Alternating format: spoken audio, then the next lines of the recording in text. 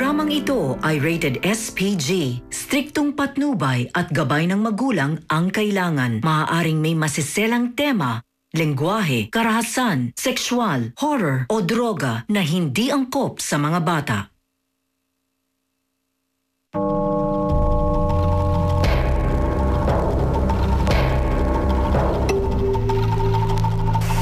Una natin siya nakilala noong 1 taon sa Malolos, Bulacan. Oo, yung babae po talaga, ano po siya, Oo nga. Sa inupuan niyo po. Oo nga. Ano po siya. Andun siya. Isang hindi inaasahang pagtatagpo na nag-usbong ng pagsasamang puno ng kababalaghan. Mahaba buhok niya. Masuot niya parang nung araw pa. Kapanapanabik na pangyayari Ayan siya. Ay, nakita mo? at kahindik-hindik na enkwentro.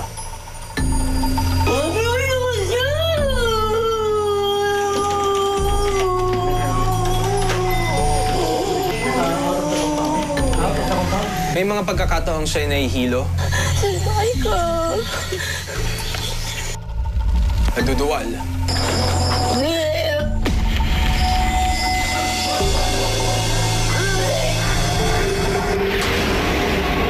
nawawala ng malay tuwing siya'y matapos umano'y sapian ng espiritu.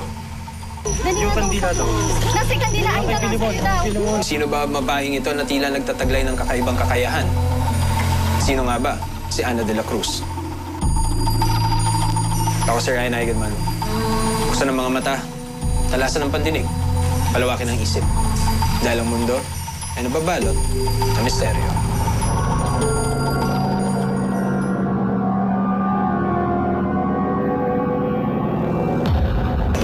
Ito ang karaniwang eksena kapag di umano'y may mga espiritong gustong makipag-ugnayan sa kanya. Kasamahan ni Bob dito sa batang to. Sige na. Hindi, tubig. Sige na.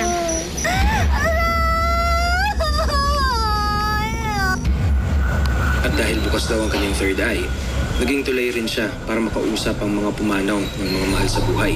Dito siya, oh. Nandito siya. Nalalaki ulo ko. Hinahawakan niya ako. Huwag daw akong kumilos. Ano po niya kayo? Sabi niya. Hug daw po kayo niya? Pwede daw po bang i-hug kayo? Miss na daw po niya kayo eh. Ganito ang mundong ginagalawan ni Ana de la Cruz. Nagsimula raw ang lahat nang minsan siyang nagkasakit.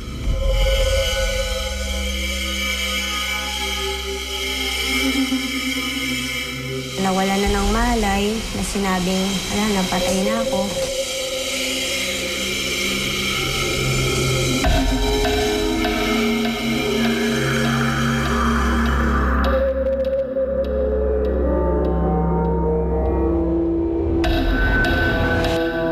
Nagulat ang doktor, parang may pumintig na puso.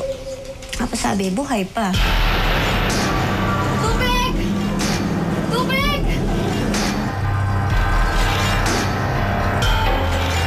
Hanggang sa nagbigay ng himala ang Diyos, palad ko, taas talampakan ko, at saka itong ano ko, naglamis siya. As in, ang langis niya, tapos ang bango-bango. Mula noon, di umano, nakapanggagamot na rin daw si Ana.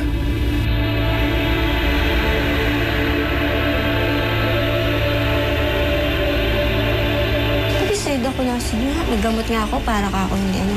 Kasi may nagamot ako sa bata. Na hinilot ko lang sa likod.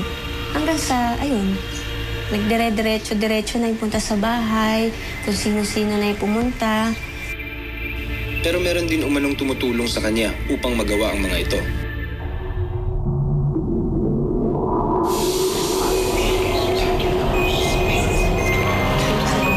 Meron ako nakikita maliit nga na sabi, tinuturo niya sa akin, ganito lang gawin mo, ganito lang.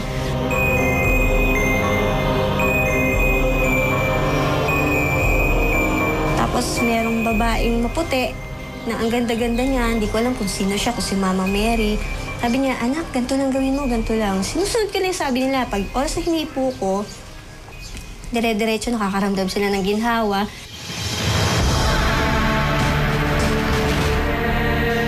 Pati ang mundo sa kabilang daigdig, narating na rin daw ni Ana dahil sa mga kaibigan niyang elemento.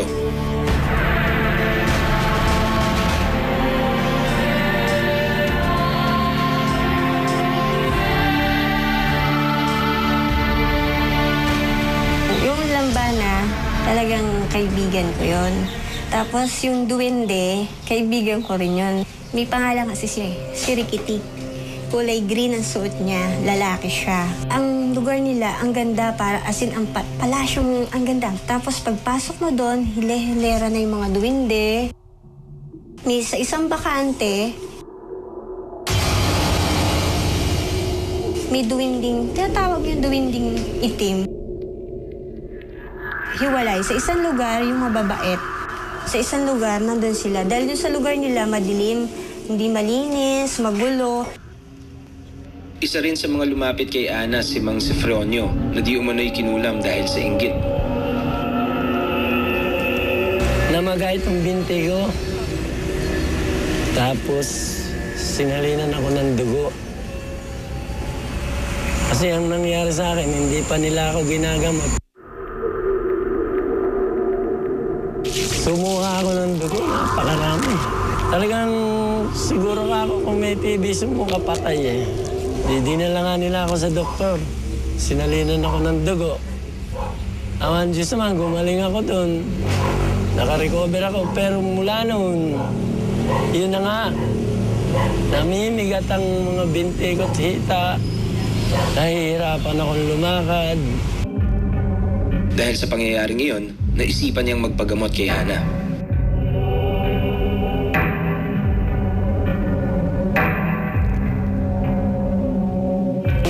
Kung saan ko lalagay yung katawan ko eh. At sakit. Ang sabi lang nila talagang pag may kulam ka, masakit yan. Pero yung sakit na nararamdaman mo, triple yung nararamdaman ng taong maano sa iyo. Wala na. Nung matapos yung gamutan namin, wala na akong naramdaman eh. Isa si Joyce sa naniniwala sa di umano'y kakayahan ni Ana. Hindi ba nagbubuntis kayang pagamitin? O kaya, sabi niya. Nakita ngayon ako ni Kuya Sani sa labas. Sabi niya sa akin, meron daw akong sani.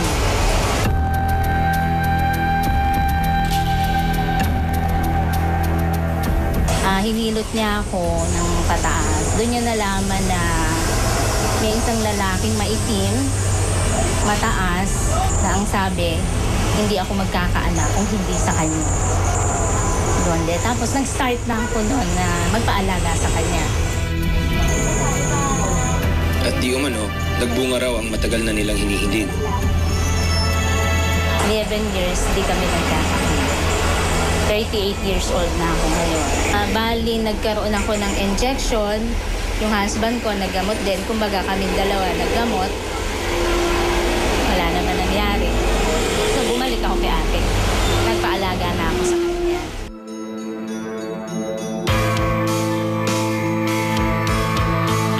Ay, ito, January, nagano na ako. Siyempre, di ba, napaka-ano mo naman, bilang isang babae, di ba, yan ang isang pangarap natin na magka-baby kung meron ka namang asawa, di ba? Sobrang sa'yo.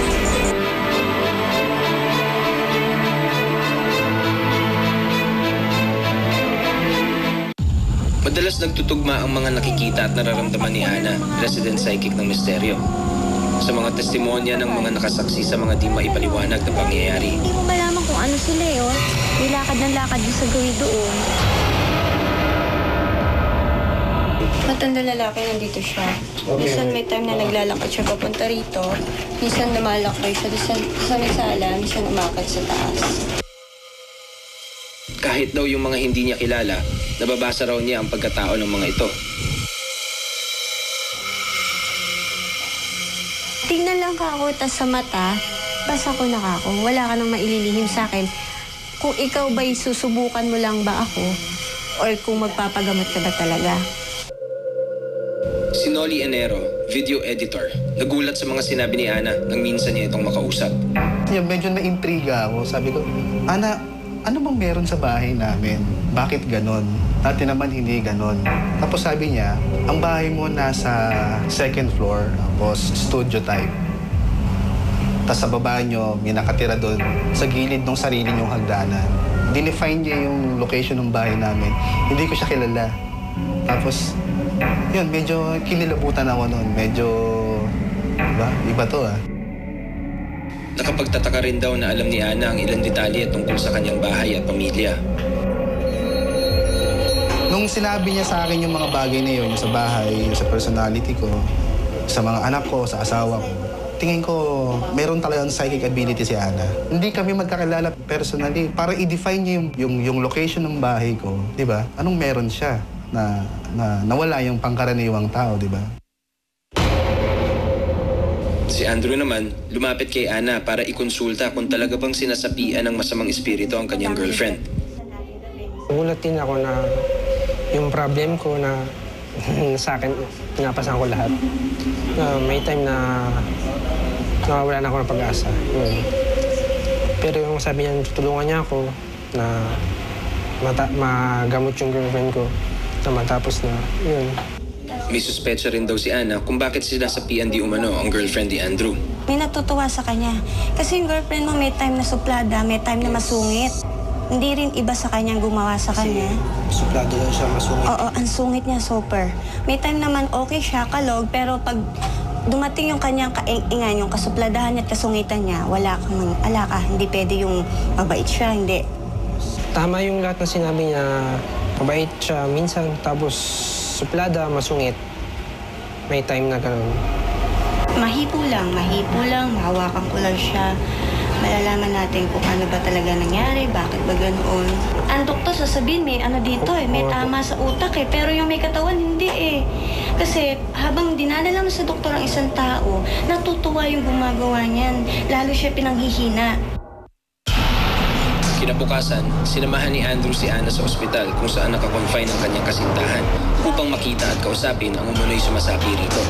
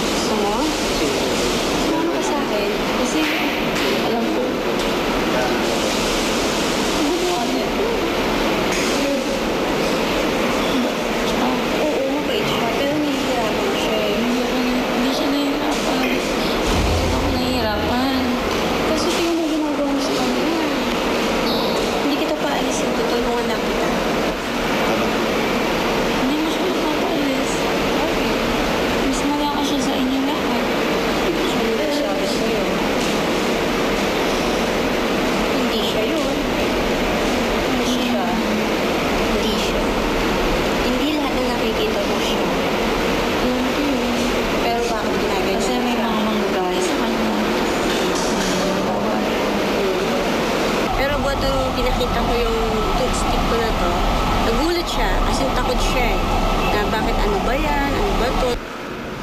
Pilit na kinakausap ni Ana ang taong nakasapi umano sa dalaga. Sa mata mo pala. Bakit mo ako sinusuka? Kasi nga, masama ka. Sama? Hindi mo ako kilala. Sino ako? Kilala ko. Kahit sino, kaya mong gayahin.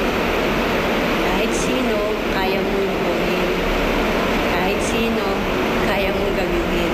Kaya ako hindi. Kaya hindi na ako magsasalita sa mga sasabi.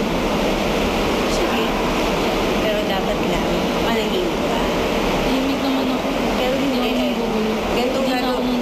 Ganitong gagawin mo aayusin mo yung katawan niya. Tapos, naayos ko yung katawan babalik ka na naman. Guguluhin mo na naman siya. Hindi ko siya ginugulo. Sige, kung hindi mo siya guguluhin, promise mo, hindi mo na siya babalikan, hindi mo na siya aalamin. Naalagaan ko siya. Ibang alaga ginagawa mo Ibang alaga. Sinasapian siya ng mga sasama. Kaya inaalagaan ko siya. Hindi.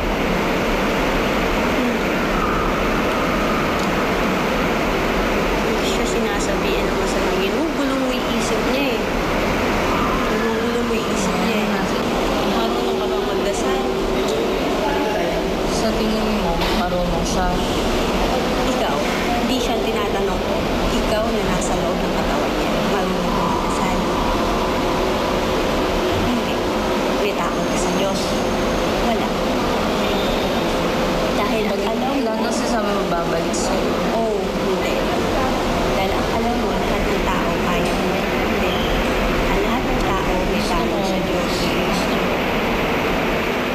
Sa patuloy na pakikipag-usap ni Ana, tila nagmamatigas ang di umano'y sumasabi sa dalaga. Ayon sa mga doktor na sumusuri sa dalaga, may bipolar disorder raw ito. Isang kondisyon kung saan extreme na nagpapalit-palit ang mood ng isang tao. Pero sa tingin ni Ana, may sumabi talaga sa girlfriend ni Andrew. Yung mata niya, iba eh. Kasi nagmamakaawa, tapos nag-inisip, parang ginugulo niya ako. Yun lang, pero kailangan huwag kang matakot, kailangan ano mo siya gamutin pa eh.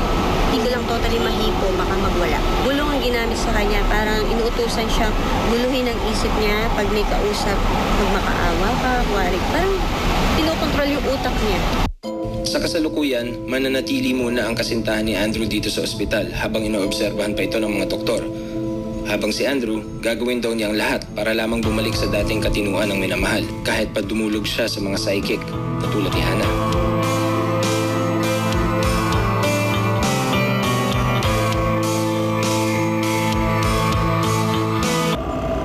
Isinama namin ang paranormal investigator at psychic na si Eric Cruz upang imbestigahan ang umano'y paranormal activities sa isang tahanan.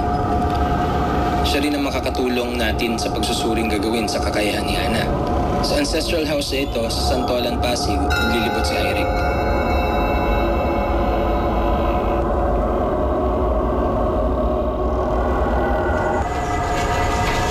Yung unang sumalubong yung babaeng nakaabani kung nagpapaypay sa sarili.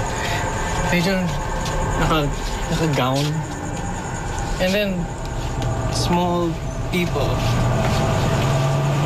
Nagtatakbuhan sa labas. Marami.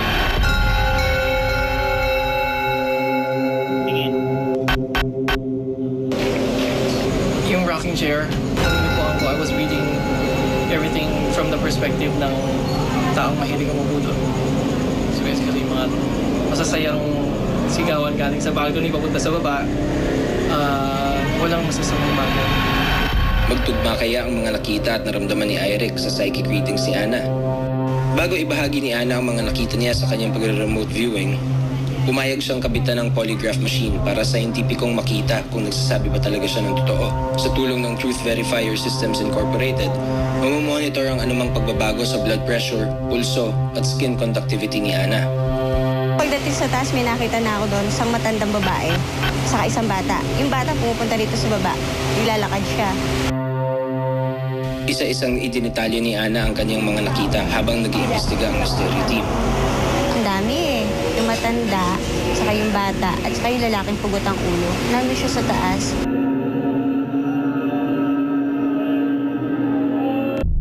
Ano naman kaya ang naging resulta ng pagsalang ni Ana sa Truth Verifier habang binabanggit niya isa-isa ang kanyang nakikita at nararamdaman sa bahay na ito?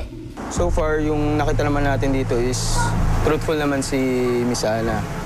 More or less, kinakabahan lang siya ng konti. Tsaka, syempre, affected yan ng movements niya. Pero kung makikita natin, based sa GSR niya, sa skin moisture, wala naman na pumapalo na sign ng deception or sabihin natin nagsisinungaling yung tao. Kung pagbabasihan naman ng polygraph machine, halos pumapantay ang mga linyang pumapalo rito. Sa consistency, halos pare-parehas rin naman. Hindi siya yung sabihin natin bigla nag-erratic or nagkakaroon na abnormal reaction, which is yun ang nagiging produkto kapag ang tao ay nakagawa na kasinungalingan. Kapansin-pansin din nagtugma ang mga binanggit ni Ana sa mga nakita at naramdaman ng paranormal investigator na si Eric Cruz habang nililibot nito ang kabahayan. Ang unang nakita ko is babaeng nakaabani, naka-gown. Batang lalaki na mag-aaral din yung kasuotan. So they're not ordinary people. Isa silang may kaya. Samantalang ang may-ari naman ng bahay, may kaparehas ding kwento tungkol sa kababalaghang nararamdaman mismo nila. Itong bahay po na ito, kinakatakutan eh. Dahil tuwing pupunta sila rito, may nakikita sila. Mga babaeng white lady, minsan pulang-pulang babae daw, minsan nakaitim. Pag sila natutulog, paggising nila, nasa ulunan nila.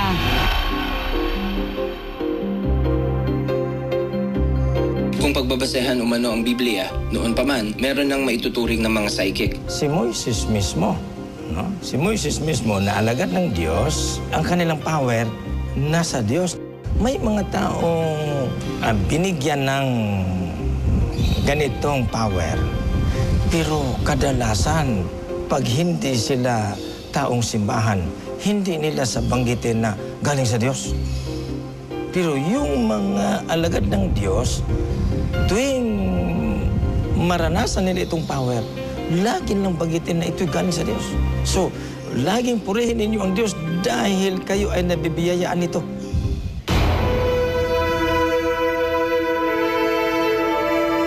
Kung may mga taong nabibiyayaan o binigyan ng kaloob, ng special talent or magpapagaling, ay ano ito? Tinatanggap ito ng ating inang simbahan na sila ay nabibiyayaan ng ganito. Ang purpose na binigyan ng isang tao ng special ng power para siya ay maging instrumento ng Diyos upang ang nabigyan ng special na power, siya rin ay makatulong sa iba upang ang iba rin ay maalaala nila ang Diyos sa kanilang buhay. At kaginhawaan man ang naidulot ng pagiging psychic ni Ana, hindi pa rin maiiwasan may mga magdududa sa kanyang di umano'y taglay na kakayahan. Binigyan ka ng Diyos na makita mo yung mabubuti at masasama, kaya tulungan mo sila. Ang akin lang naman, nasa sa kanila kung maniniwala sila o hindi. Kasi wala namang mawawala kung susundin nila. Hindi mas mainam susundin nila kasi masasave sila. Kasi minsan hindi naniniwala dahil baka ano lang yun. Kung hindi nila, alam mo naman ng mga tao, kung hindi sinusubukan, hindi sila naniniwala.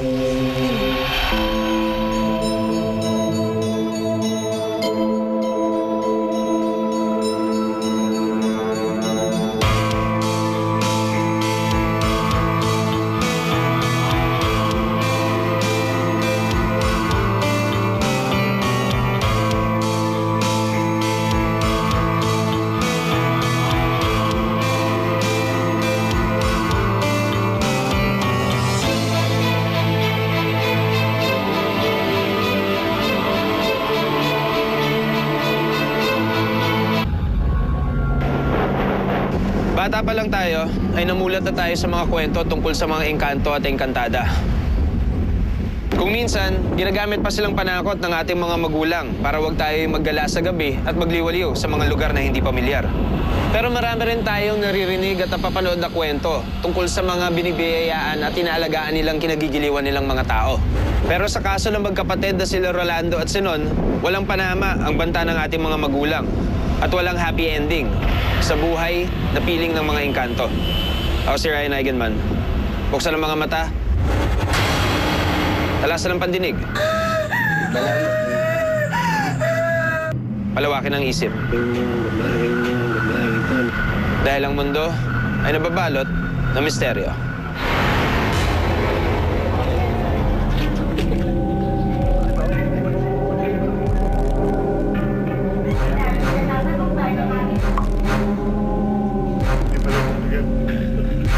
Sakit po nanay sa puso.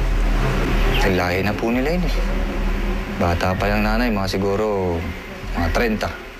30 taon ng nanay. Nagkasakit yun.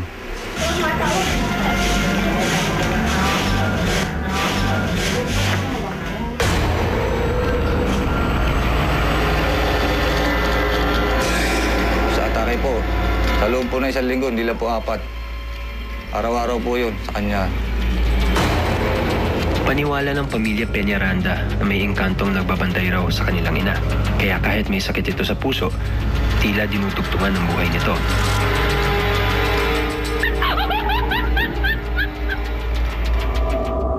Tubong tanay raw talaga ang pamilya Peñaranda. Ngunit dito sa Mabitak sila nakabili ng bahay. Nung lumipat kami nito, nitong bahay na to. Atayo na po ito. Wala pang bahay dyan sa tangin. Ito pa lang.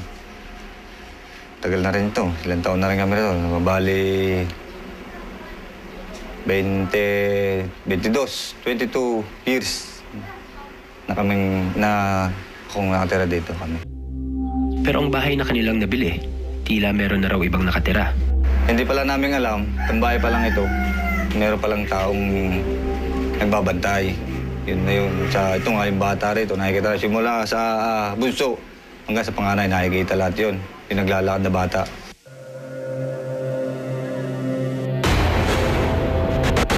Maliit na bata, Pero hindi namin alam mo.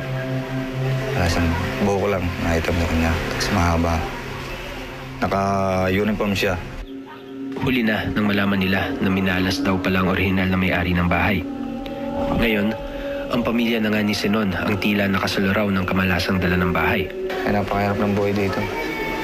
Kaya sinusumpa namin itong lugar na ito. Dito rin daw sa bahay na ito nagsimulang lumala ang kondisyon ng kanilang ina. Tagal na, simula nung lumipat din kami rito, natake ng itake ng mananay. Pero doon sa aming lugar dati, hindi siya nakatake. Gayunpaman, ang espiritu raw ng batang babae na nandito sa bahay, tila inaalagaan din ng kanilang ina. Ito higa ng nanay. Ako po yung babae, yung bata eh. Si higa rito nanay yan. Basta nakabantay lang din sa nanay. Hindi siya ginagalaw, hindi siya inaano, hindi siya tinatakot. Kasi lagi na makausap ng nanay yun eh. Noong Setyembre ng nakaraang taon, naganap ang pinakamalaking atake sa puso ng kanilang ina. Tanungan niyo ako mga anak, hindi ko na kaya. Nay, ano nangyari sa inyo? Nay, ano nangyari sa inyo, Nay? Tanungan niyo ako mga Hindi na anak. namin alam gagawin namin kasi nagdidelirio na talaga eh. Titirik na mata niya eh. Talagang yung babaeng ito na ano. Talagang yung babaeng ito na ano. Talagang yung babaeng ito na ano. Talagang yung babaeng ito na ano.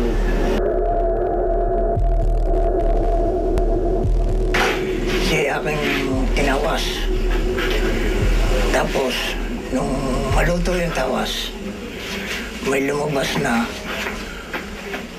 parang hayop. Parang taong kwan eh. Parang ba yung taong hayop? Sabi niya sa amin, huwag siyang dadalhin sa ospital. Kaya sabi, ba't nanay ba yan yung padala sa ospital? Basta huwag niyo akong dadalhin kahit anong mangyari. Eh, hindi na nanay, talagang hindi na namin kaya. Wala lang kami magagawang paraan.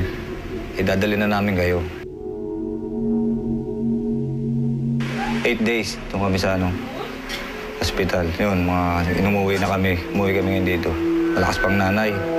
Pero mga 2 araw na nakalipas. Aba, hindi na makausap ang nanay. Yes, nag-iba na ang kanyang anyo, nag-iba na ang kanyang itsura, lahat. Tapos pipintig-pintig ang katawan. Kakain, ayaw. Inom ng gamot, ayaw. CCR, bubuhatin pa. Ayun, pati yung mukha niya nga, di ba ang gusto ng baboy pag nagtitiklopan na pumuko yung pis. Tsaka bigla, ganun-ganun, di ba ba ang baboy?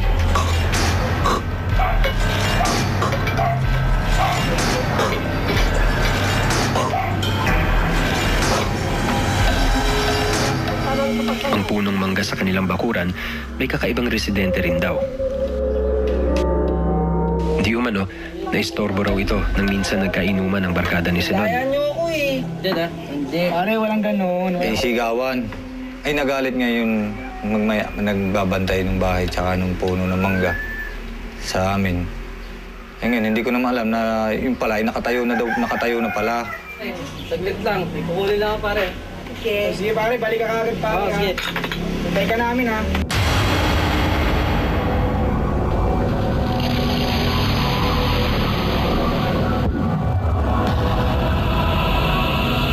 Tindahan ko pala doon sa amin, nasalpo ko pala. Nawalan ako ng malay. Ginigising daw ako nila. Uy, pare, gising. Pare, tawagin mo si Kuya. Ang panganay na kapatid ni Zenon na si Rolando ang tinawag ng magbabarkada. Pare, pare, ano nangyari sa'yo? Nangingisay yung dalit. Binusan ko yung natubig ang mukha. Maya-maya, yung parang nanginginig na hindi maintindihan kung nagigil o kung nangingisay. Maya-maya, may binanggit siya na huwag niyo akong kunin.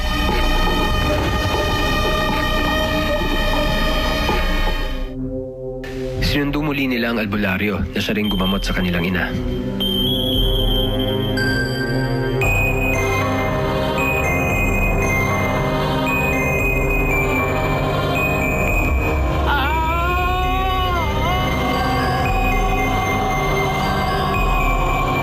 Yung aking sinusugded na tiyatawas ay ginulo ko niya, sinipa niya. Hindi natuloy ang nabog dito sa akin. Tinadya ka niya, tarsigan. Ang pagkamatay ng kanilang ina,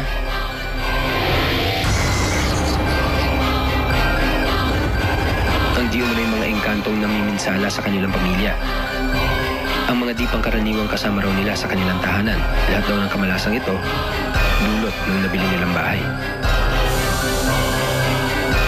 Parang pinasan namin ng mundong ito, itong bahay na ito. Parang sa amin lahat binigay ang kamalasan. Simula nung kami lumipat dito.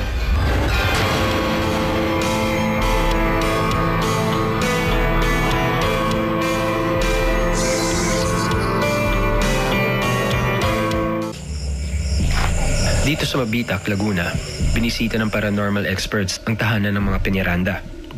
Susubukan nilang kilalanin ang mga umano'y mga kakaibang nilalang na nakikitira raw dito.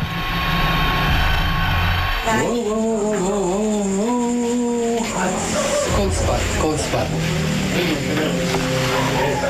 May ano rito, may parang...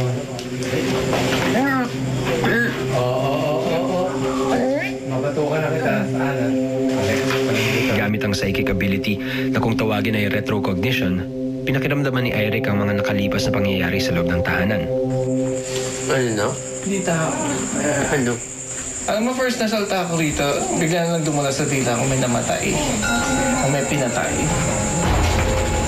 Ayon pa kina Ana at Alex, hindi lamang isa o dalawa ang kasama ng pamilya rito.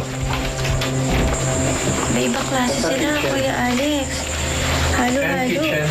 Kaluluwa dito, tsaka elemento, nagsasama eh. May babae. Meron bang ina ng babae dito? Parang pinaghirapan. First impression, to be honest, may namatay. May pinatay.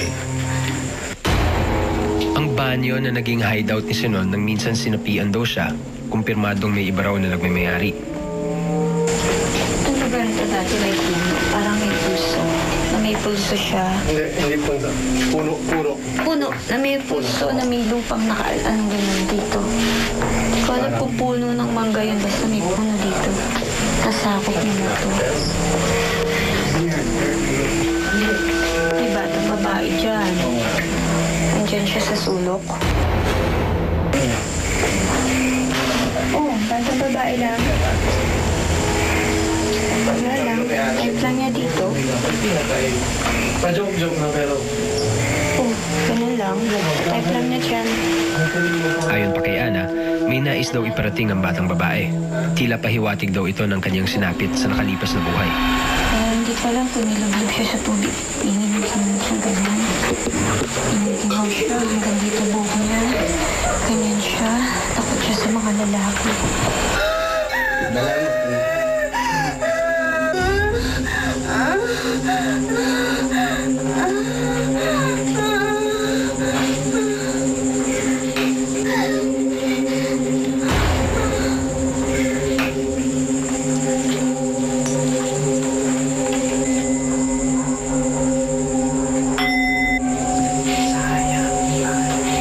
Observation ni Alex.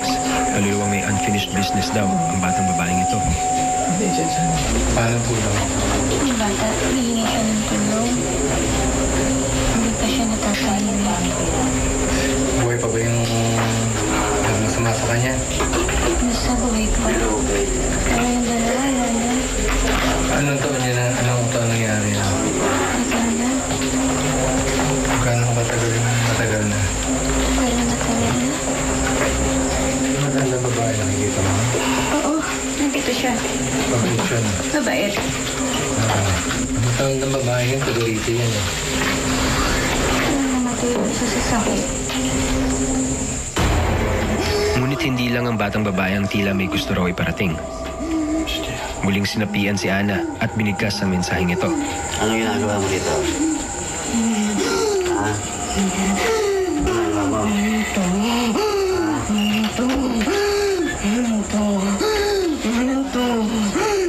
Dito ka na lang. Ang ngayon niyo to?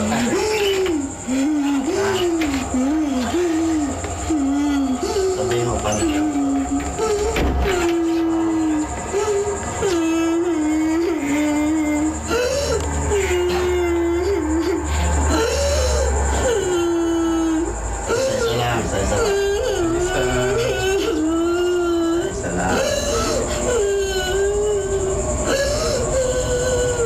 Hindi ikaw ang bahay namin.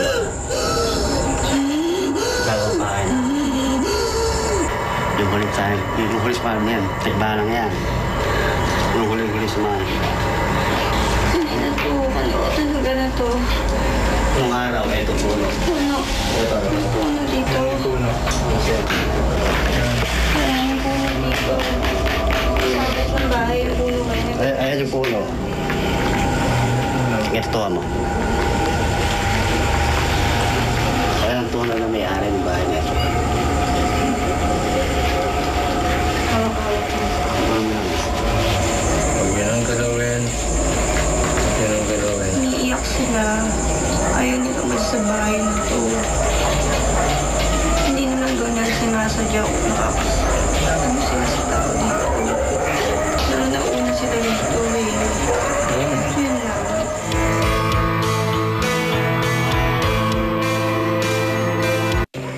Matapos maglibot sa loob ng bahay, inikot naman ng paranormal investigators na sina Iric Cruz at Alex Angeles ang bakuran ng mga piniranda. Agad tumawag sa pansin ni Iric ang malaking puno ng mangga na umano'y may mga sikretong itinatago. Iba yan. Pag mas malaki puno, mas maraming nadadaanan na nakaraan. Mas maraming natatagong informasyon. Yung matandang babae sinasabi, kamag-anak ng babae na medyo namamaltrato ng asawang lalaki pero patay na. Eh, hindi yung maalis yun dahil wala siyang magawang tulong sa anak niya. Siguro inisip niya pag tumatay niya, tsaka siya may magagawang iba. Meron siyang magagawang mas mabuti para sa kamag-anak niya. Yung bata. Yung bata kasi. Yung bata hindi tao. Yung gusgusin. Ano yun eh? Tsaka may nakita akong may kalmot. Ano yung kasi, yung bata na yun, supposedly, bago pa naging develop ang area nito. May diferensya sa utak ha? Ha? May diferensya ng konti yun ha? Oo. Mukha yatang pinahirapan. Parang hindi, basta hindi tao na may mapaglaro masyado na. Or baka binubog. Kalmot. Tapos yung ibang tao, pag gising nila, feeling nila sinasampal. Oo. Feeling nila sinasampal sila. Nakita ko sa mga kama kanina eh. Nag-playback. Parang nakalimpungatan pag gising nila, feeling nila may sumasampal. Yan naman. Bukod sa bata at matandang babae, pati na tikbalang, ayon kay Sunny, may kapre din daw na gumagambala sa pamilya. Isang ritual daw ang kailangan gawin para manahimik na ang mga elementong ito. Ililipat lang natin natin. Kasi di mo pwedeng paalisin talaga din. Parang tao. Bago mo paalisin niya, naham ka muna titirahan. Yung panibago. Pag natulusan natin kandila na yan, pumilang ka na 7 araw, wala na natin yan. Naglagay si Sunny ng isang basong tubig sa sahig at nagtulos ng kandila sa kinatatayuan noon ng mga pinutol na puno na di umano'y bahay ng mga engkanto. Ang mga ito raw ay magsisilbing alay para hindi nagambalain muli ang pamilya Peñaranda.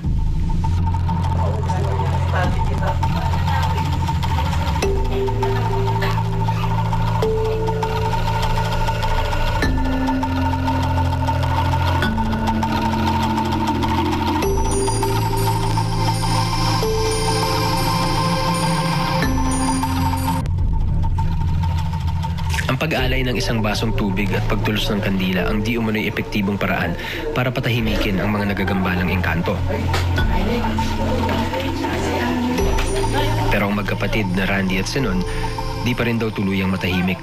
Palaisipan pa rin daw kasi sa kanila ang sinapit ng kanilang ina. Pag ang isang tao kasi, pag namatay o pumanaw na siya, lalo na yun, biglaan, atake sa puso yun. Kung saan siya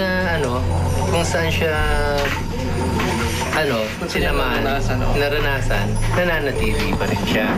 Kaya huwag kayong magtataka kung minsan makikita-kita niyo pa rin siya dito. Nakikita-kita nga po nila. Tsaka, mahilig mangaral. Sobra po yung mangaral. Nanggigising sa umaga kasi ayaw niyang tutulgay ng masyadong tanghali. Ang pangaral niya palagi, dapat wala kang pagkukulang sa pamilya mo. Ito tuparin mo lahat ng obligasyon mo bilang anak, bilang tatay, bilang nanay. Yun ang pinaka-importante sa kanya eh. Obligasyon sa pamilya.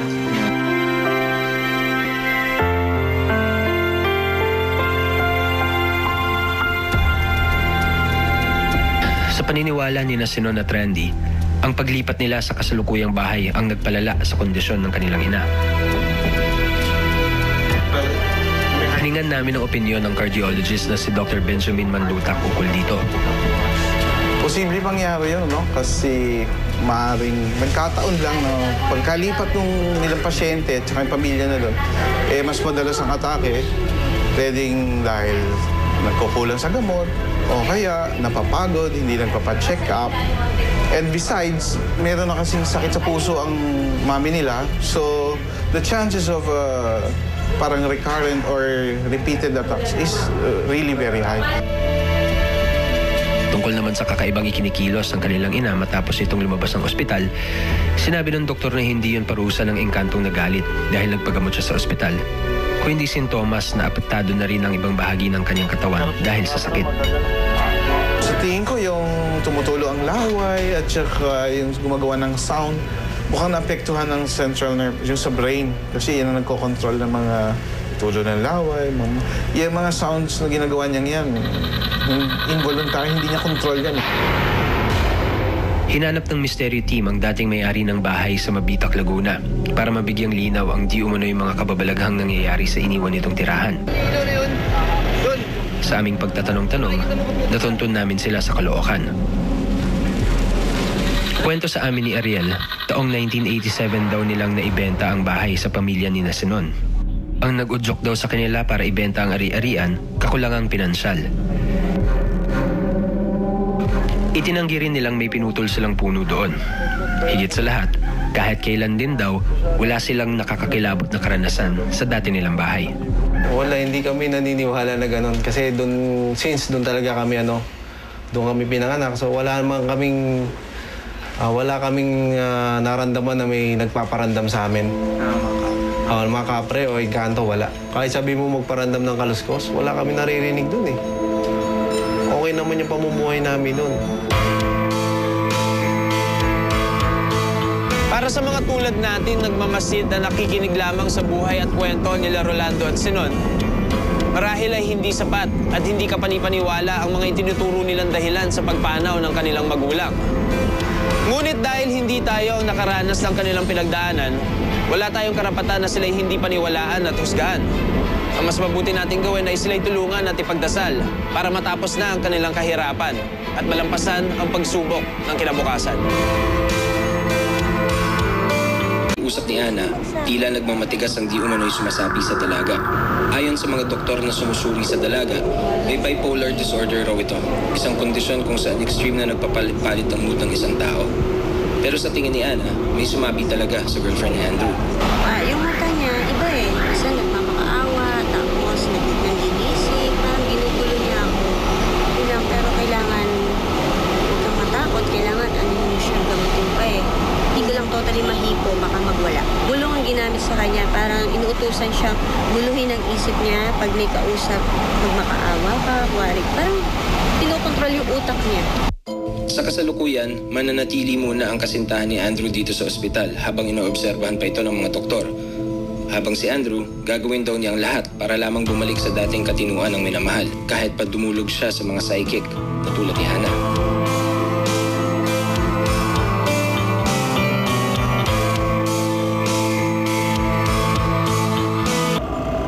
Isinama namin ang paranormal investigator at psychic na si Eric Cruz upang imbestigahan ang umano'y paranormal activities sa isang tahanan. Siya rin ang makakatulong natin sa pagsusuring gagawin sa kakayahan ni Hannah. Sa ancestral house na ito sa Santolan, Pasig, naglilibot si Eric.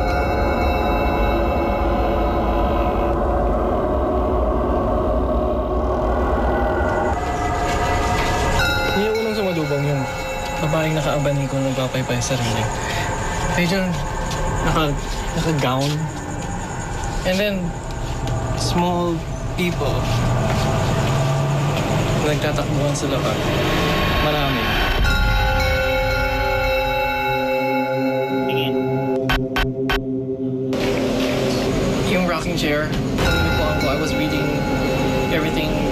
perspective ng taong mahilig umubudol. So basically, mga masasayang sigawan galing sa balcony papunta sa baba, walang masasamang bagay. Magtugma kaya ang mga nakita at naramdaman ni Eric sa psychic readings ni Ana? Bago ibahagi ni Ana ang mga nakita niya sa kanyang pagre-remote viewing, pumayag siyang kabitan ng polygraph machine para scientificong makita kung nagsasabi ba talaga siya ng totoo. Sa tulong ng Truth Verifier Systems Incorporated, mamomonitor ang anumang pagbabago sa blood pressure, pulso at skin conductivity ni Ana. Pagdating sa taas, may nakita na ako doon, isang matandang babae, saka isang bata. Yung bata pumupunta dito sa baba, naglalakad siya. Isa-isang idinitalyo ni Ana ang kanyang mga nakita habang nag-iimbestiga ang mystery team. Ang dami eh. Yung matanda, saka yung bata, at saka yung lalaking pugot ang ulo. Nandun siya sa taas.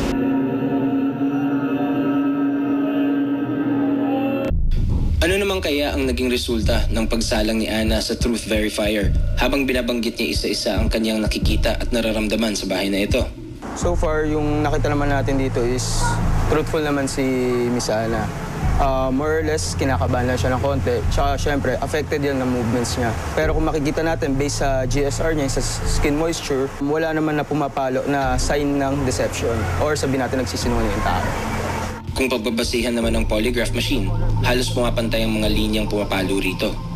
Sa consistency, halos pare-parehas rin naman.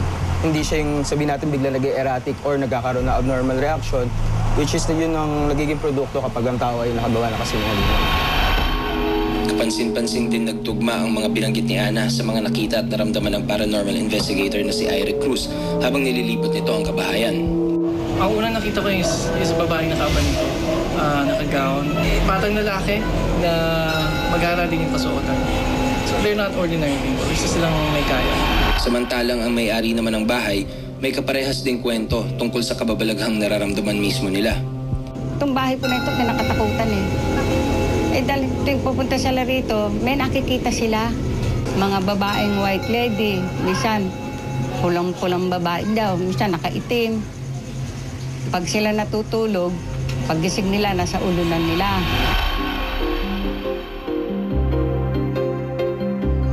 Kung pagbabasehan umano ang Biblia, noon pa man, meron nang maituturing ng mga psychic. Si Moises mismo, no? Si Moises mismo na alagad ng Diyos, ang kanilang power nasa Diyos. May mga taong binigyan ng ganitong power. Pero kadalasan, pag hindi sila taong simbahan, hindi nila sabanggitin na galing sa Diyos. Pero yung mga alagad ng Diyos, tuwing maranasan nila itong power, lagi lang bagitin na ito'y galing sa Diyos. So, laging purihin ninyo ang Diyos dahil kayo ay nabibiyayaan nito.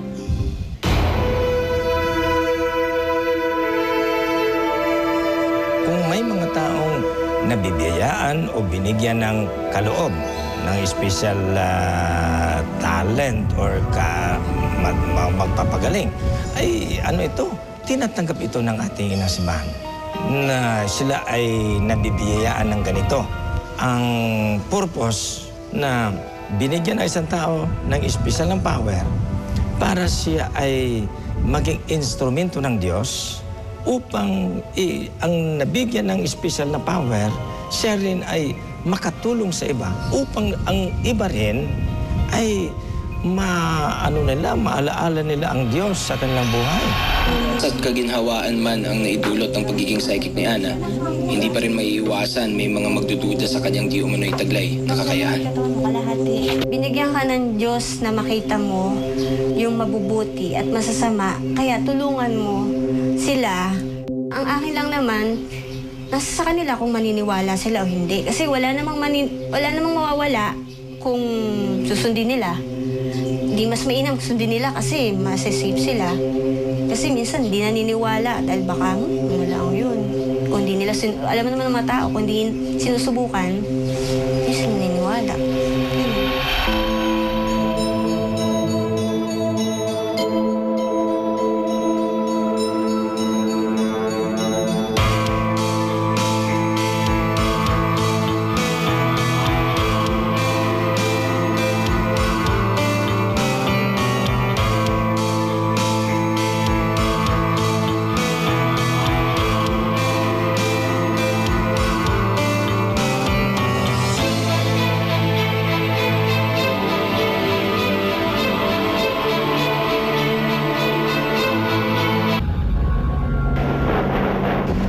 Bata pa lang tayo, ay namulat na tayo sa mga kwento tungkol sa mga engkanto at engkantada.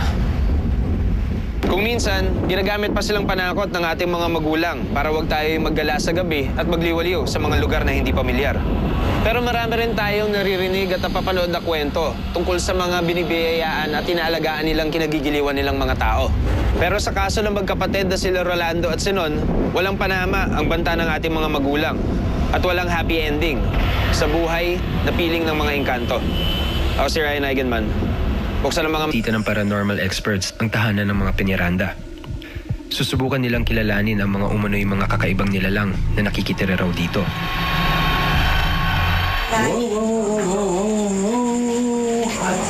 Cold spot, cold spot. Meron rito, may parang...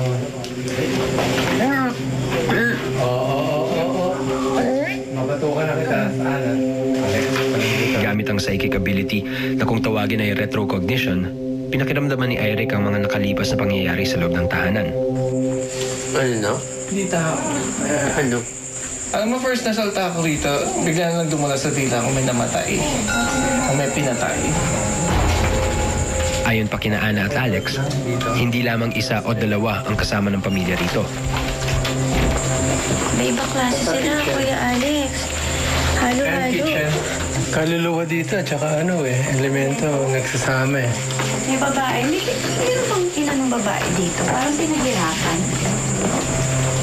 First impression, to be honest, may namatay. May pinatay. Ang banyo na naging hideout ni Sinon nang minsan sinapian daw siya, kumpirmadong may iba raw na nagmamayari. Ang lugar nito dati may puno. Parang may puso. Na may pulso siya. Hindi puno. Puno. Puno. Na may puso. Na may lupang nakaalang ganun dito. Ikaw alam kung puno ng mangga yun. Basta may puno dito. Kasakop niyo na ito. May batang babae dyan. Andyan siya sa sulok. Oh, batang babae lang. Wala lang. Type lang niya dito.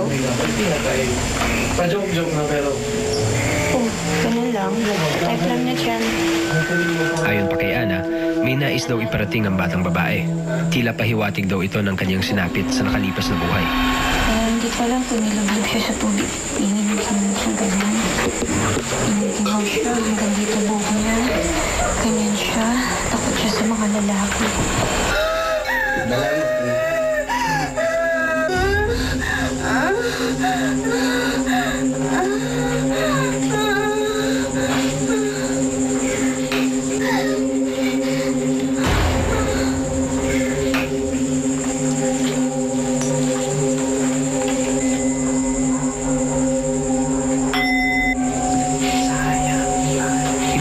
Observation ni Alex. Kaluluwang may unfinished business daw ang batang babaeng ito. Paano tulong?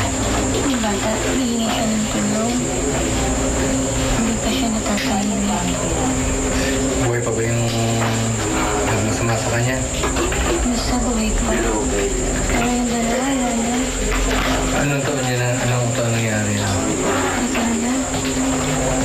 Gano'ng matagal na? Matagal na. Maganda babae nakikita mo? Oo, nandito siya. Mabait siya na. Mabait. Ang taon ng babae yan, kaguriti yan eh. Namatay sa sasakit. Ngunit hindi lang ang batang babae ang tila may gusto raw iparating. Muling sinapian si Ana at binigkas ang mensaheng ito. Ano ginagawa mo dito? Ha?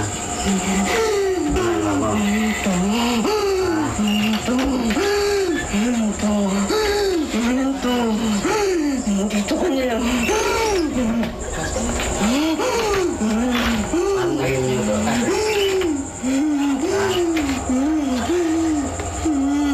Sabihin mo, paano siya?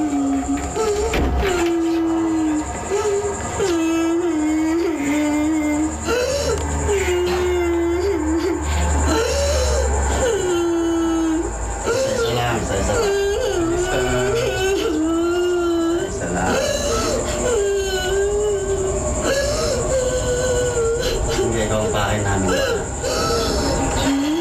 Ikaw ang Yung huli sa akin. Yung huli sa paano yan. Tikbalang yan. Yung huli sa mga. Kanina to. Talaga na to. Nung araw, ito puno. Puno. Puno dito. Puno. Ayan, puno dito. Sabi sa bahay, puno kayo. Ayan yung puno. Ito mo. Ayan ang puno na may-ari ng bahay na ito.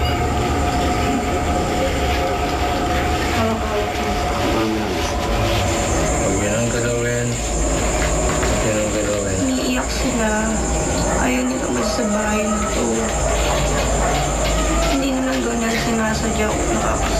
Ano sila sa tao dito? Nauna sila dito eh. Yun lang.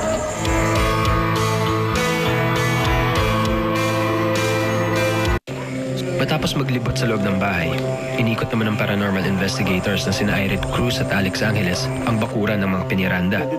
Agad tumawag sa pansin ni Irene ang malaking puno ng mangga na umano'y may mga sikretong itinatago. Iba yan, pag mas malaki puno, mas maraming nadadaanan na nakaraan. Mas maraming natatago ng informasyon. Yung matandang babae sinasabi, kamag-anak ng babae na medyo namamaltrato ng asawang lalaki pero patay na. Eh, hindi yung maalis yun dahil wala siyang magawang tulong sa anak niya. Siguro inisip niya pag tumatay niya, tsaka siya may magagawang iba. Meron siyang magagawang mas mabuti para sa kamag-anak niya. Yung bata. Yung bata kasi. Yung bata hindi tao. Ingus-gusin. Ano yun eh? Tsaka may nakita akong may kalmot. Ano yung kasi, yung bata na yun, supposedly, bago pa naging develop ang area nito. May diferensya sa utak ha? Ha? May diferensya ng konti yun ha? Oo. Mukha yatang pinahirapan. Ang labas na hindi tao na may mapaglaro masyado na. Or baka binubog. Kalmot. Tapos yung ibang tao, pag gising nila, feeling nila sinasampal. Oo. Feeling nila sinasampal sila. Nakita ko sa mga kama kanina eh. Nag-playback. Parang nakalimpungatan pag gising nila, feeling nila may sumasampal. Yan naman. Bukod sa bata at matandang babae, pati na tikbalang, ayon kay Sunny, may kapre din daw na gumagambala sa pamilya. Isang ritual daw ang kailangan gawin para manahimik na ang mga elementong ito. Ililipat lang natin ang kasi di mo pwedeng pasitararayan eh, parang tao. Bago mo paalisin niya, naham ka muna titirahan. Panibago. Pag natulusan natin kandila na yan, pumilang ka na 7 araw, wala na natin yan. Naglagay... Hinilot niya ako ng pataas. Doon niya nalaman na may isang lalaking maitim, mataas, na ang sabi, hindi ako magkakaanak kung hindi sa kanya. Doon din. Tapos nag-start na ako noon na magpaalaga sa kanya. At di umano, nagbunga raw ang matagal na nilang hinihiling. 11 years, di kami nagkakakita. 38 years old na ako ngayon. Bali, nagkaroon ako ng injection. Yung husband ko, naggamot din. Kumbaga, kaming dalawa naggamot. Wala naman nangyari. So, bumalik ako kay ate. Nagpaalaga na ako sa kanya.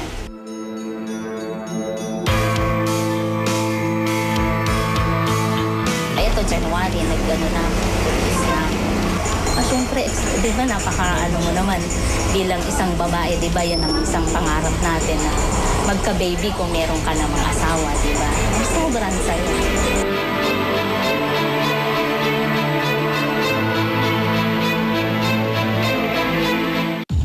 Madalas nagtutugma ang mga nakikita at nararamdaman ni Ana, resident psychic ng misteryo.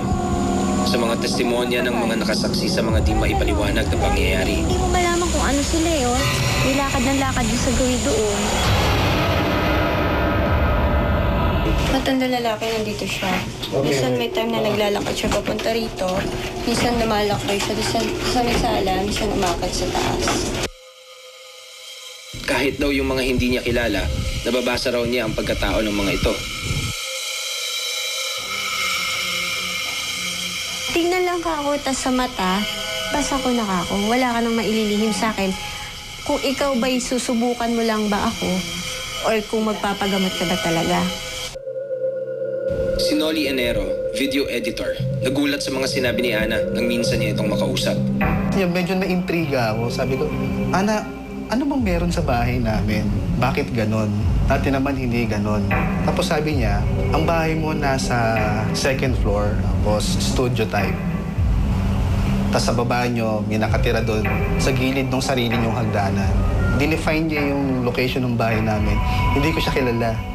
Tapos, yun, medyo kinilabutan ako noon. Medyo, iba to ah. Nakapagtataka rin daw na alam ni Ana ang ilang detalye tungkol sa kanyang bahay at pamilya. Nung sinabi niya sa akin yung mga bagay na yun, sa bahay, sa personality ko, sa mga anak ko, sa asawa ko, tingin ko meron talagang psychic ability si Ana. Hindi kami magkakilala personally. Para i-define niya yung location ng bahay ko, di ba? Anong meron siya na nawala yung pangkaraniwang tao, di ba?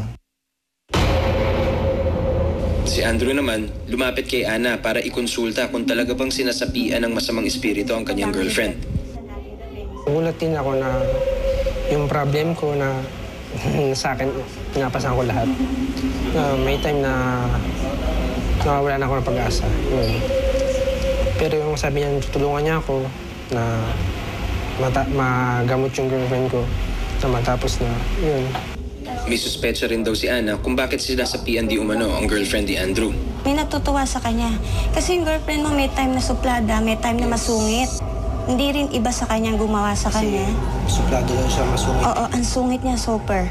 May time naman okay siya, kalog, pero pag dumating yung kanyang kaingan, yung kasupladahan niya at kasungitan niya, wala ka. Hindi pwede yung mabait siya, hindi. Tama yung lahat na sinabi niya. Mabait siya minsan, tapos suplada, masungit. May time na gano'n. Mahipo lang, mahawakan ko lang siya. Malalaman natin kung ano ba talaga nangyari, bakit ba ganoon. Ang doktor sasabihin may ano dito may tama sa utak pero yung may katawan hindi Kasi habang dinadala mo sa doktor ang isang tao, natutuwa yung gumagawa niyan, lalo siya pinanghihina. Kinabukasan, sinamahan ni Andrew si Ana sa ospital kung saan nakakonfine ang kanyang kasintahan upang makita at kausapin ang umunoy sumasapi rito.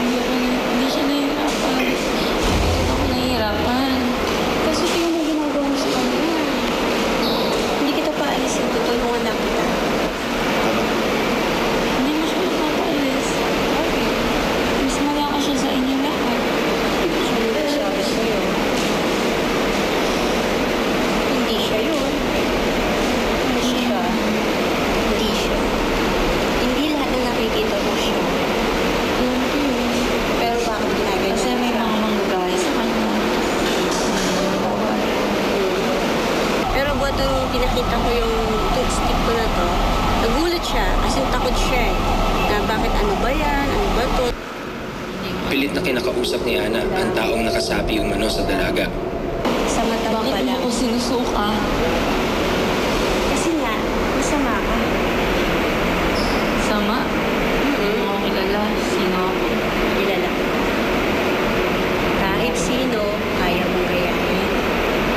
Kahit sino, kaya mong lubuhin. Kahit sino, kaya mong gagawin. Kaya ako hindi. Kaya hindi na ako magsasalita sa mga sasabi mo. Sige. Pero dapat lang, manahimik ka. Tahimik naman ako.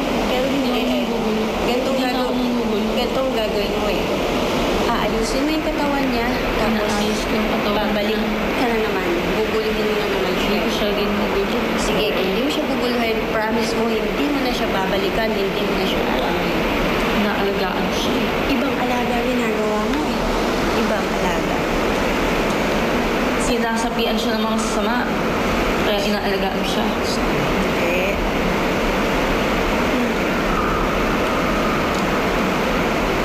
Hindi siya sinasabihan ng masama. Ginugulo mo yung isip niya eh. Ginugulo mo yung isip niya eh. Marunong ka bang magdasal? Sa tingin mo, marunong siya. Ikaw, hindi siya tinatanong ko. Ikaw na nasa loob ng katawan niya. Marunong ka magdasal. Hindi. May takot ka sa Diyos. Wala. Dahil ang alam mo... Ilan na sasabi mo babalik sa'yo? Oo, hindi. Dahil ang alam mo, lahat ng tao kaya mo. Hindi. Ang lahat ng tao may takot sa Diyos. Sa patuloy na pakikipag Ang programang ito ay rated SPG. Striktong patnubay at gabay ng magulang ang kailangan. Maaaring may masiselang tema, lengguwahe, karahasan, sexual, horror o droga na hindi angkop sa mga bata.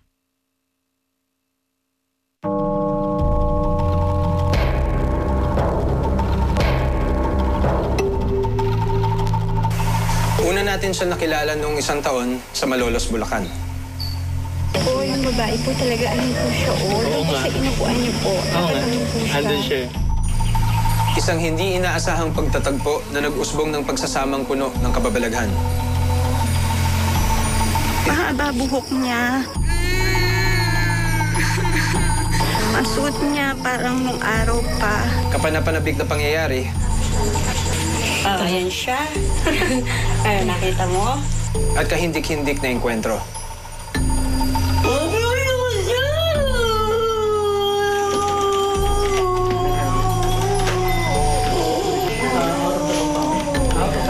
May mga pagkakataong siya'y nahihilo.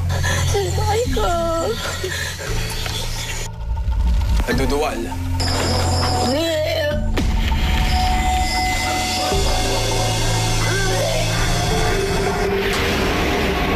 Nawawala ng malay tuwing siya'y matapos umano'y sapian ng espiritu. Yung kandila daw. Nasa kandilaan ka daw. Sino ba mabahing ito na tila nagtataglay ng kakaibang kakayahan? Sino nga ba? Si Ana de la Cruz. Ako si Ryan Eigenman. Buksan ng mga mata, talasan ng pandinig, palawakin ang isip. Dahil ang mundo ay nababalot ng misteryo.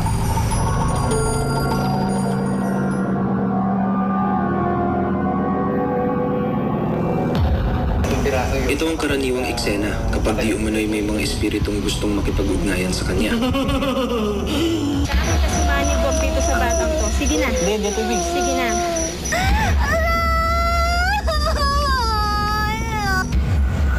At dahil bukas daw ang kanyang third eye, naging tulay rin siya para makausap ang mga pumanaw ng mga mahal sa buhay. Dito siya, oh. Nandito siya. Nalalaki ulo ko. Hinahawakan niya ako. Huwag daw akong kumilos. Ano po niya kayo? Sabi niya. Dito ba? Hug daw po kayo niya. Pwede daw po bang i-hug kayo? Miss na daw po niya kayo eh. Ganito ang mundong ginagalawan ni Ana de la Cruz. Nagsimula raw ang lahat nang minsan siyang nagkasakit.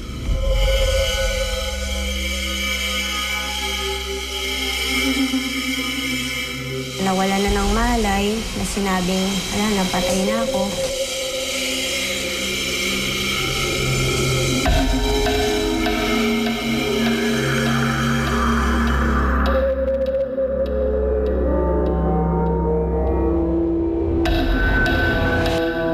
Nagulat ang doktor, parang may pumintig na puso.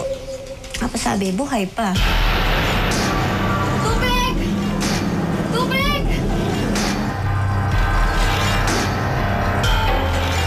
Hanggang sa nagbigay ng himala ang Diyos, palad ko, taas talampakan ko, at saka itong ano ko, naglangis siya. As in, ang langis niya, tapos ang bango-bango. Mula noon, di umano, nakapanggagamot na rin daw si Ana.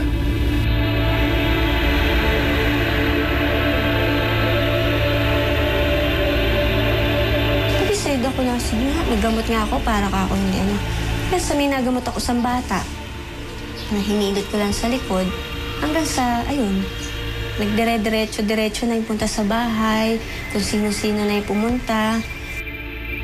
Pero meron din umanong tumutulong sa kanya upang magawa ang mga ito.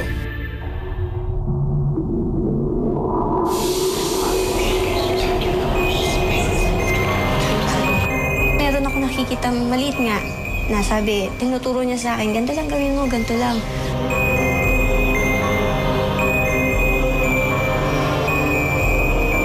Tapos merong babaeng maputi na ang ganda-ganda niya, hindi ko alam kung sino siya, kung si Mama Mary.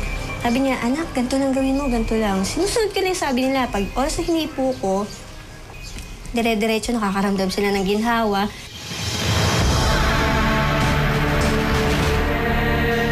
Pati ang mundo sa kabilang daigdig, narating na rin daw ni Ana dahil sa mga kaibigan niyang elemento.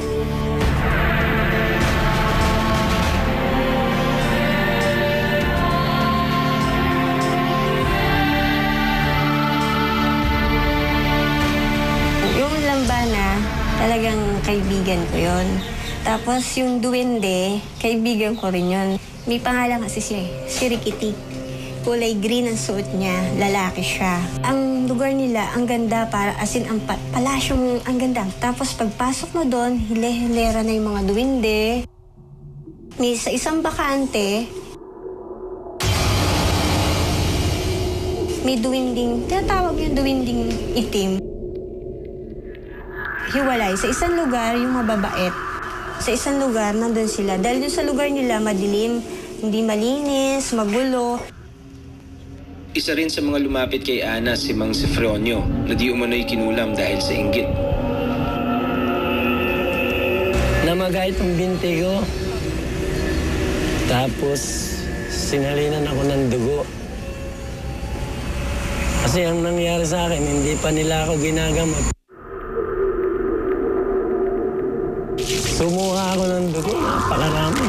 Talagang siguro ka ako kung may TB, sumuha patay eh. Dinala nga nila ako sa doktor. Sinalinan ako ng dugo. Awan Diyos naman, gumaling ako doon. Nakarecover ako, pero mula noon, yun na nga. Namimigat ang mga binti ko at hita. Nahihirapan akong lumakad. Dahil sa pangyayaring iyon, naisipan niyang magpagamot kay Ana.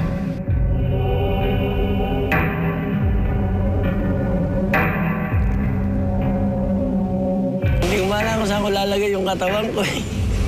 At sakit. Ang sabi lang nila talagang pag may kulam ka, masakit yan.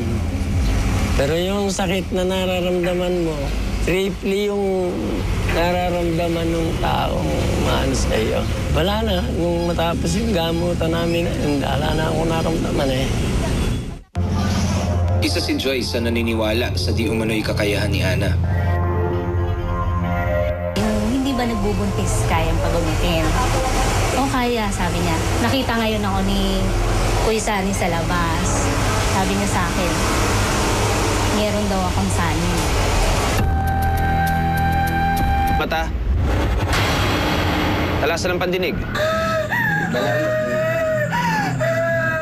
Palawakin ang isip. Dahil ang mundo ay nababalot ng misteryo.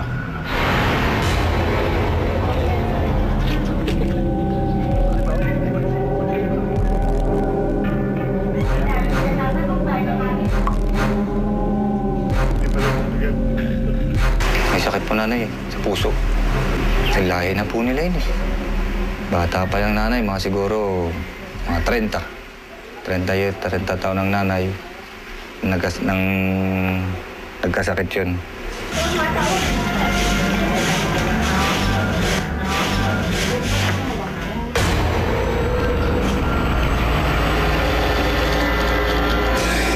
Sa Ataray po, sa loob po na 1 linggo, hindi lang po 4.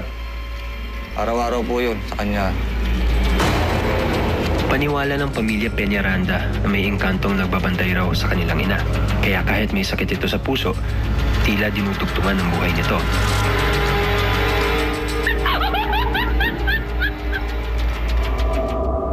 Tubong tanay raw talaga ang pamilya Peñaranda. Ngunit dito sa Mabitak sila nakabili ng bahay.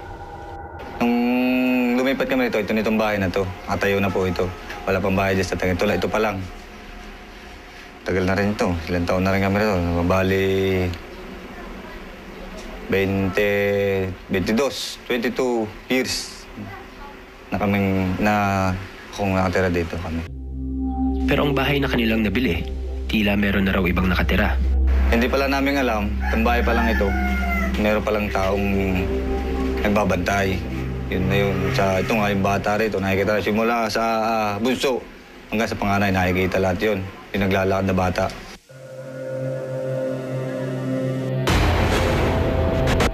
Maliit na bata, pero hindi namin alam mo. Isang buho ko lang, nakita mo kanya. Tapos mahaba. Naka-uniform siya. Huli na nang malaman nila na minalas daw pala ang orihinal na may-ari ng bahay. Ngayon, ang pamilya na nga ni Sinon ang tila nakasalaraw ng kamalasang dala ng bahay. Ay, napakahirap ng buhay dito. Kaya sinusumpa namin itong lugar na ito. Dito rin daw sa bahay na ito nagsimulang lumala ang kondisyon ng kanilang ina. Tagal na, simula nung lumipat din kami rito, natake ng itake ng mananay. Pero doon sa aming lugar dati, hindi siya nakatake. Gayunpaman, ang espiritu raw ng batang babae na nandito sa bahay, tila inaalagaan din ang kanilang ina. Ito higa ng nanay. Ako po yung babae, yung bata eh. Si higa rito nanay yan. Basta nakabantay lang siya sa nanay. Hindi siya ginagalaw, hindi siya inaano, hindi siya tinatakot. Kasi lagi na makausap ng nanay yun eh.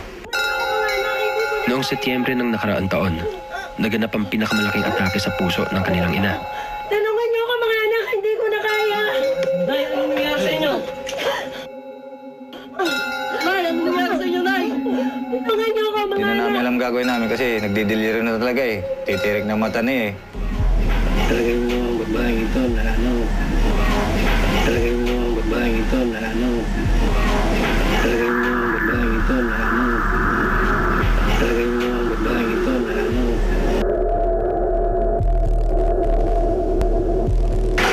Siya aking tinawas. Tapos, nung maluto yung tawas, may lumabas na parang hayop. Parang taong kwan eh. Parang ba yung taong hayop. Sabi niya sa amin, huwag siyang dadalhin sa ospital. Kaya sabi, ba't nanay ba yan yung padala sa ospital? Basta huwag niyo akong dadalhin kahit anong mangyari. Eh, hindi na nanay, talagang hindi na namin kaya. Wala lang kami magagawang paraan. Eh, dadalhin na namin kayo. 8 days, doon kami sa ospital. Yun, inumuwi na kami. Umuwi kami ngayon dito. Malakas pang nanay. Pero mga 2 araw na nakalipas. Aba, hindi na makausap ang nanay. Yes, nag-iba na ang kanyang anyo, nag-iba na ang kanyang itsura, lahat. Tapos pipintig-pintig ang katawan. Kakain, ayaw. Inom ng gamot, ayaw. Si CR, bubuhatin pa. Pati yung mukha niya nga, di ba ang gusto ng baboy pag nagtitiklopan na kumuko yung pis. Tsaka bigla, ganun-ganun, di ba ang baboy.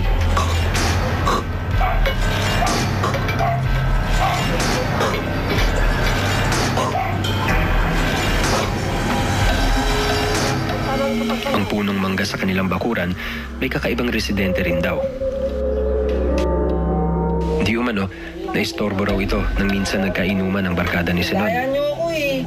Hindi. Pare, walang ganun. Eh, sigawan. Ay, nagalit ngayon nagbabantay ng bahay tsaka ng puno ng mangga sa amin. Eh ngayon, hindi ko naman alam na yung pala ay nakatayo na pala.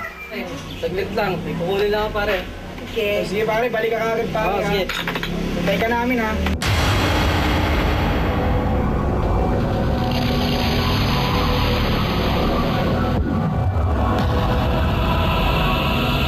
Yung daan ko pala doon sa amin, nasalpo ko pala. Wala pala siya na eh. Doon na kayo pare, misa ka na. Nawalan ako ng malay. Ginigising daw ako nila. Uy, pare, gising. Pare, tawagin mo si kuya. Ang panganay na kapatid ni Sinon na si Rolando ang tinawag ng magbabarkada. Pare, Pare, ano nangyari sa'yo? Hindi sa yung dalit. Binusan ko yun na tubig ang mukha. Maya-maya, yung parang nanginginig na hindi maintindihan kung nagiging o kung nangingisay. Mamaya may binanggit siya na huwag niyo akong kunin.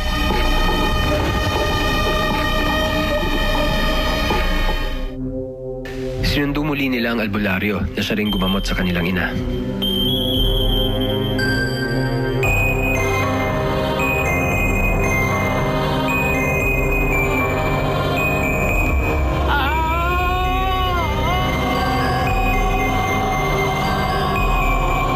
Yung aking sinusubdid ng tiyatawas ay ginulo kami, sinipa niya.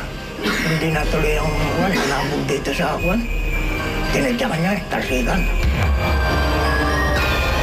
Ang pagkamatay ng kanilang ina,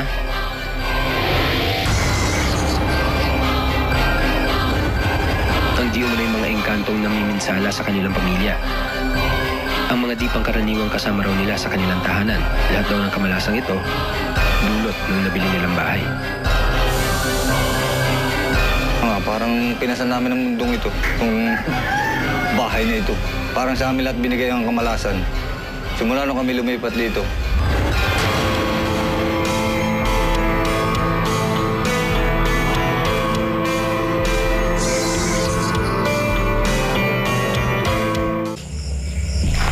Dito sa Mabitac, Laguna,